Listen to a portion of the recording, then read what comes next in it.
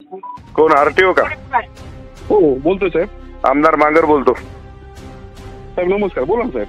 नमस्कार. अरे पकडू नका गाड्या अशा लहान लहान लोकांच्या, गरीब लोकांच्या. जरा मोठ्या लाईनच्या गाड्या पकडायच्या. आपण आपल्यालाही सांगायची आवश्यकता पडली नाही पाहिजे आरटीओ साहेब. नाही ना साहेब, आता कसं आहे माहितीये का, थेंबा थेंबाने तळस असतं म्हणल्यासारखं. थेंबा थेंबाने कहाच्या शेट उपटायचं तळस असते का हो? हा, गोरगरिबाच्या गाड्या पकडता, लाईनच्या गाड्या कुठं शेट उपटायला पकडता का तुम्ही? हा, हुशारा धावता. थेंबा थेंबाने कहाच्या माहिती चिन्याचं थेंबा थेंबाने तळस साचायले का?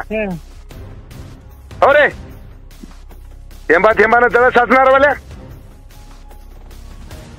हॅलो, गोरगरिबाला लुटायचं करायचं आणि चांगल्या लाईनच्या गाड्या सोडून द्यायच्या.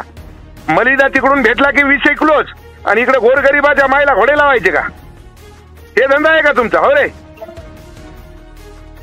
आता असं बोलल्यावर मी काय बोलणार सर? अशा बोलल्या नाही, आम्हाला सांगायची गरज नाही. पीएचडी आहे माझी. हा, पीएचडी आहे म्हणलं याच्यात. आरटीओच्या धंद्यामध्ये मला सांगायची आवश्यकता नाही. थेंबा थेंबानं तळस असते त्या गरीबाचं. थेंबा थेंबानं तळस साचवता का तुम्ही? चांगल्या लाईनच्या गाड्या पकडता का तुम्ही कधी? त्याच्याकडे तर पर्ची देता तुमची. आगाव नाटकं करू नका. ती गाडी सोडून द्या साहेब. गाडी त्या शेतकऱ्याची नाहीये. काय शेतकऱ्याची नाही म्हणता? शेतकऱ्याची गाडी आहे म्हणूनच त्यानं लावून दिला ना फोन. बाबळी शेतकऱ्याची गाडी आहे. हॅलो हॅलो, हा, त्या शेतकऱ्याची गाडी आहे. गाडी सोडून द्या ती. शेतकऱ्याचा फक्त म्हणताय. इकडं ऐका आरटीओ साहेब, गाडी सोडून द्या. नाही तर मला तुम्हाला सांगतो 26 तारखेपर्यंत मी बिझी आहे. 27-28 तारखेला मला पुसदला यायला वेळ लागणार नाही आणि गाड्या लावायला टाइम लागणार नाही. जेवढ्या गाड्या लागतील तेवढ्या गाड्या तुम्हाला सांगतो. मला माहिती आहे तुमची काय परिस्थिती राहते आरटीओची. किती पाण्यामध्ये येत तुम्ही. हात जोडून विनंती आहे, गाडी सोडून द्या ती.